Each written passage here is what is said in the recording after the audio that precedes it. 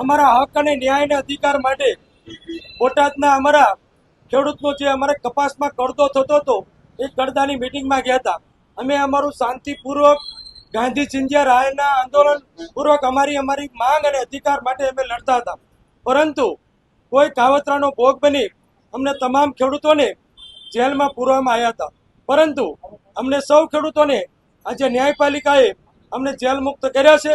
એનો અમને તમામ ખેડૂતોને અમે એક અમારા ખેડૂતનો વિજય દિવસ તરીકે જોઈએ છે. ના પથ્થરમારો કોઈએ નહોતો કર્યો. કોઈ અસામાજિક તત્વોએ મોઢા રૂમાલ બાંધી અને આવી અને અમારું શાંતિપૂર્વક અમારું ટૂંકમાં ગાંધી ચિંધ્યા રાહે અમારું આંદોલન ચાલુ હતું. એ અરસામાં કોઈ અસામાજિક તત્વો મોઢે રૂમાલ બાંધીને આવે છે અને પથ્થરમારો કરે છે.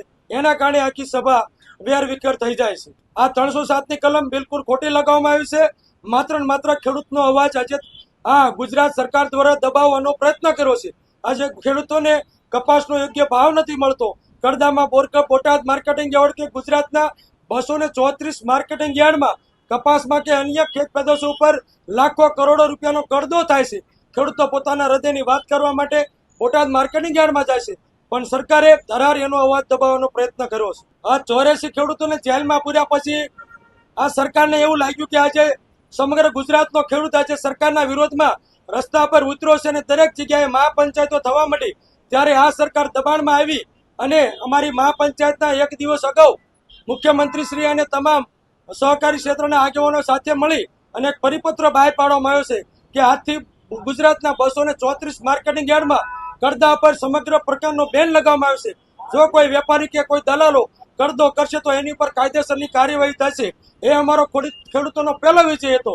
અને બીજો અમારો બીજી માંગણી એ હતી કે કોઈ પણ વેપારી કોઈ પણ માર્કેટિંગ યાર્ડમાં એકવાર કપાસની કે કોઈ પણ ખેત પેદાશની ભાવ નક્કી થઈ ગયા પછી માર્કેટિંગ યાર્ડથી કોઈ પણ જીન સુધી કોઈ પણ વેપારીના જીન સુધી અમારા ખેડૂતનું વાહન લઈ જશે તો 10 કિલોમીટર 12 કિલોમીટર 9 કિલોમીટર હોય તમામ ખેડૂતોને એનો યોગ્ય ભાડું ચૂકવવામાં આવશે.